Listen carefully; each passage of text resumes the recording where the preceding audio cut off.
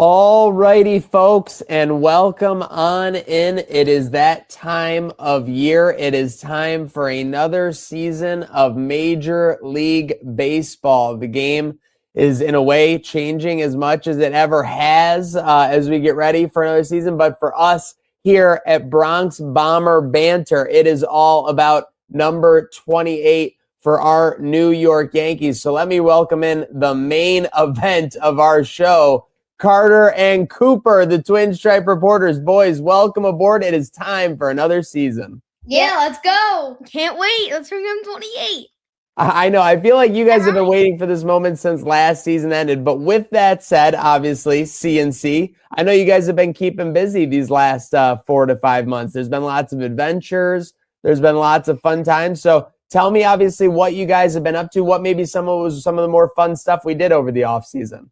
So we went to San Francisco for the Super Bowl media. We met a lot of players. That was really, really fun. We did an event with Nike and Dick's. So that was really you guys have got corporate partnerships. You guys are going nuts over there. Yeah. I saw you met like Joe. What was that? Joe Theismann at the Super Bowl, or sorry, Joe Montana. Yes. We saw Very Joe cool. Montana. Very cool. I mean, you guys are meeting some legends for sure. Were you guys intimidated at all? Nah. He was pretty cool though. That makes it a lot easier, right? When they're down to earth, when they're cool, when they're fun to hang out with. Sometimes, some of them are all business because that's the way that they approach their profession, their job, or whatever. But it's always nice at those Fanatics events, at those, like I'm sure you guys had fun at your Dick's Sporting Goods event as well. So that's awesome. So you got to do that, I saw. And then I also saw you guys got to go to a little spring training, right? Yeah. Spring training was an absolute blast. How was your off season? It was good. First off, I saw you guys at spring training. I always have fun for me, it's Bills training camp, Buffalo Bills training camp. It's a little bit more relaxed as a sports fan. During the games and everything, it's a little intense. You're kind of focused on the game that day. I think that when they're getting ready for the season, you get to kind of enjoy yourself a little bit, right? You get to kind of get a new perspective on everything going on. Yeah, the Bills had a good season. They almost went all the way. They could have definitely done that. I know, boys. I hope I don't burden you with my sports curse, but I think in Buffalo we're never allowed to win a championship. So hopefully the Yankees will win that championship for me this year, and we can go on that run together for sure. That's the way we feel. I've never witnessed a championship in my entire life. When's the last New York championship? Rangers, Islanders, Mets, Yankees, Jets. I think it's 2012 Giants. Yeah, it's been a while. I listen for that. It was a great run for that 07 Giants, 09 Yankees, 2012. 2012, like you said, Giants. Also, I mean, the Rangers fans probably thought they were going to win one with Lundqvist during that time. He was obviously a legendary goalie. But yeah, like championships don't come around very often. So obviously, there's a lot to be excited about. And this season, as we get into it, is another quest for that championship, boys. So I know we're excited about chasing number 28. I don't have to get into that with either of you. But going into this new baseball season, what's got you boys the most pumped up? A lot of it. I'm really excited to see the young rotation for the Yankees.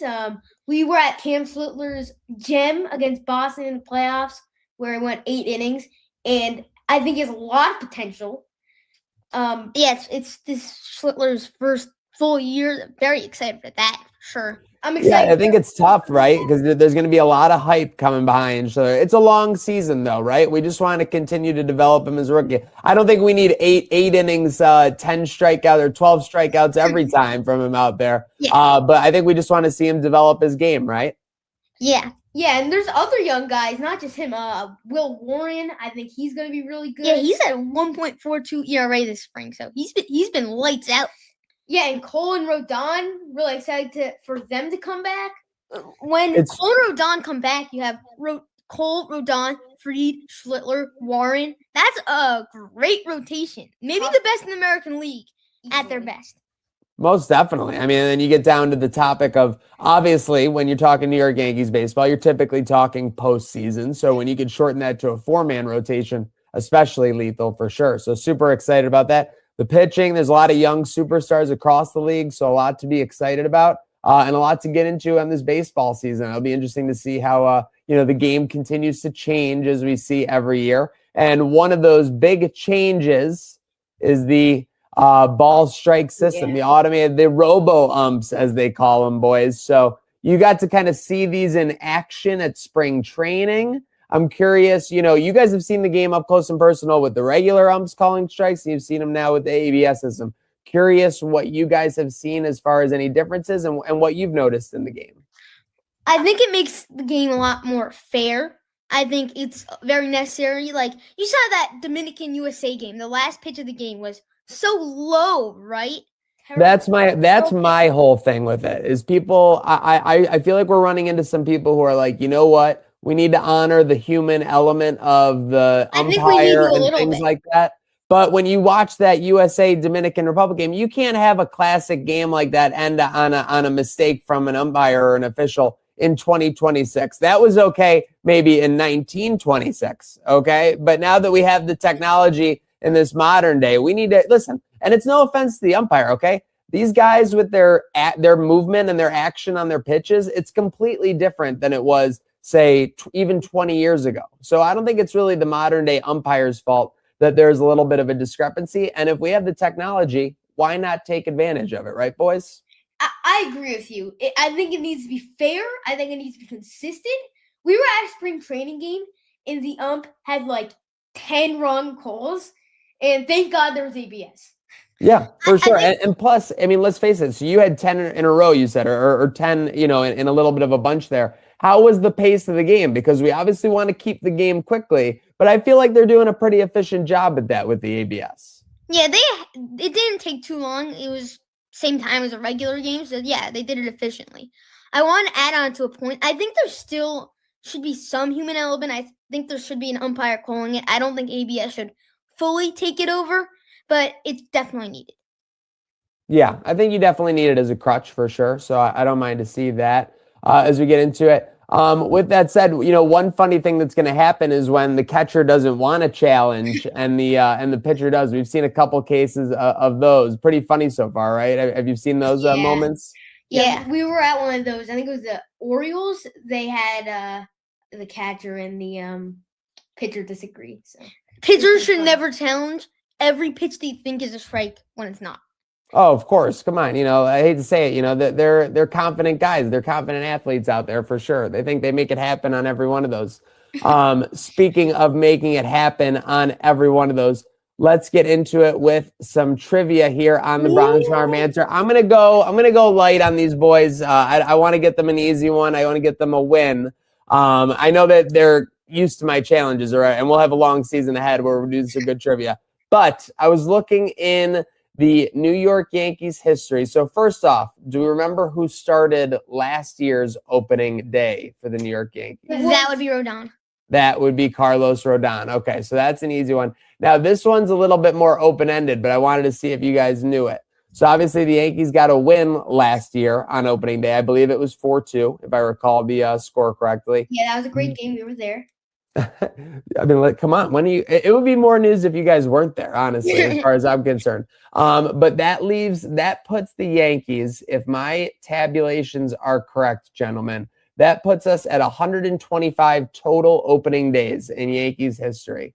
Do we have a guess, or do we somehow know what the Yankees' all-time opening day record is? So I'm guessing it's a winning record. It is a winning record. Listen, we always start the season strong. 72? No, I think a little later. Little higher. Like 125. Is there ties? There's one tie in Yankees opening day history. Okay. So like 75 and but then it would be. It was in 1910 versus the dreaded Boston Red Sox. Bum, bum, bum. So see, I told you they did things different 100 years ago. We would never be taking an opening day tie against the Red Sox now. So if it would be 75 and 49 if it was 75 wins. I think it's probably less than that. It's actually a little bit more. It's 83, 41, and 1. Wow. So a tremendous record. I mean, if you were to put that out to a full season, right? You're talking about basically a 100-win season almost as you go. So Yankees have been very strong on the opening day of it all. just like Carter and Cooper, always very strong in our trivia segment. Stay tuned for more on those on Bronx Bomber Banter all year long. One thing they aren't at trivia is underrated. But as we get into the Yankees season, boys, I'm curious. You talked about the pitching. I think that pitching is a prominent storyline for sure. But I think there's some underrated storylines, a couple. And I'm curious what you guys think might be the most underrated storyline going into this pinstripe season. I think it has to be Jason Dominguez starting in AAA. He has been really good this spring training. 333 average, 3 home runs, 3 stolen bases. Why is Grandal Grichuk in the major leagues instead of Jason Dominguez? What can Grandal Grichuk do that Jason Dominguez can't? Are you calling him Grandpa Grichuk? What the heck are you doing over there, Carter? I'm not saying that he's bad, but Jason Dominguez needs time in the major leagues. Yeah. He's in spring training, he's hit against righties and lefties, which, he struggled against lefties, but now he's hitting them. So he's been great. Why is he not on the major league roster? It makes no sense. Yeah, he has really proved his spot this spring training, and even last year a little bit. He had some flashes of really, really good games. His walk-off grand slam, 3 home run game, he had 2 home runs against the Mets.